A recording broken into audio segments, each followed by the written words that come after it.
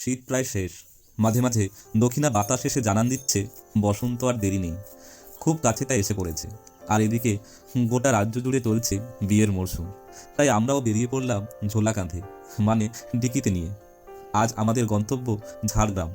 উদ্দেশ্য প্রাক বিবাহ ভিডিও শ্যুট। গাড়ির সিট গুনে গুনে মাথায় মাথায় ঠিক করা হয়েছে 5 জন। হাঁক ডাক করে এদিক ওদিক থেকে সবাই মিলে জড়ো হলাম পাঁশকুড়া সংলগ্ন মেছোগ্রাম স্টপেজে। আর সেখান থেকেই শুরু হলো আমাদের মহাযাত্রা। প্রাথমিক উদ্দেশ্য ফটোশ্যুটের হলেও সব থেকে বড় উদ্দেশ্য হলো ঘুরতে যাওয়ার। অনেকদিন ধরে কোথাও না গিয়ে কেমন একটা হয়ে যাচ্ছিলাম, তাই কেউ আর না করেনি।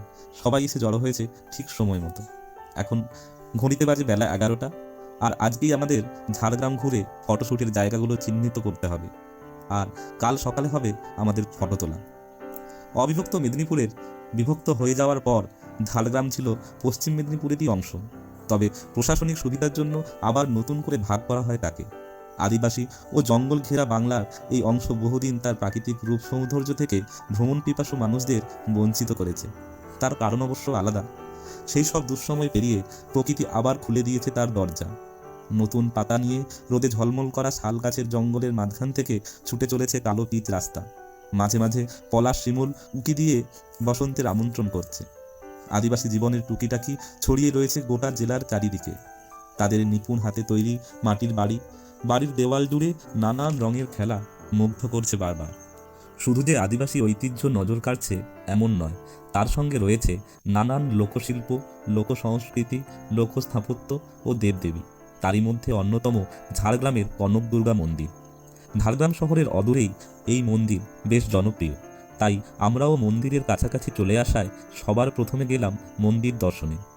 কার পার্কিংয়ে গাড়ি রেখে যাওয়ার সময় প্রথমেই আসলো বাধা সিকিউরিটি দাদাদের তরফ থেকে। আমাদের বলা হলো কিছুক্ষণ পরে যেতে, কারণ অনেকটা জঙ্গল পেরোলেই তবেই মন্দির।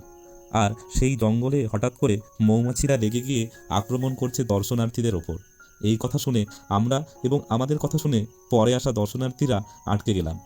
তবে উল্টো দিক থেকে বেরিয়ে আসা 2 দাদার কাছ থেকে মৌমাছিদের শান্ত হওয়ার খবর পেয়ে মন্দিরের দিকে রওনা হলাম আবার। চিল্কিগড়ের রাজার স্বপ্নে পাওয়া এই কনক দুর্গা দেবী মন্দিরটি বহু প্রাচীন। রাজার তৈরি মন্দির পুরনো হওয়ায় নতুন মন্দির হয়েছে তারই কাছাকাছি। এবং রয়েছে নাট মন্দির ও বলি দেওয়ার জায়গা।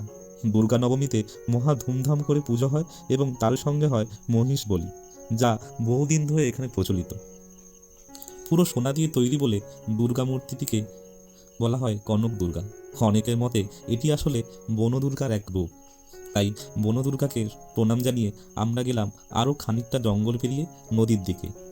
গোটা মন্দিরটি জঙ্গলে ঘেরা, আর সেই জঙ্গল জুড়ে রয়েছে নানান ভেষজ উদ্ভিদ। আর তার পাশ থেকে বয়ে চলেছে ডুলুং নদী। ভারী অদ্ভুত নাম নদীটির।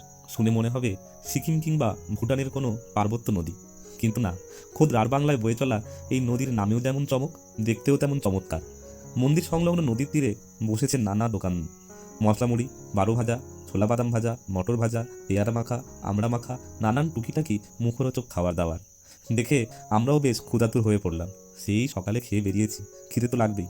তাই খানিক খাওয়া দাওয়া, কেনাকাটা, দোকানি দাদা দিদির সঙ্গে গল্পগুজব করে নদীর উঁচু পাড় ধরে নেমে গেলাম জলের কাছাকাছি। বর্ষাকাল ছাড়া নদীর জল প্রায় সময় এমন সরু ধারায় বইতে থাকে।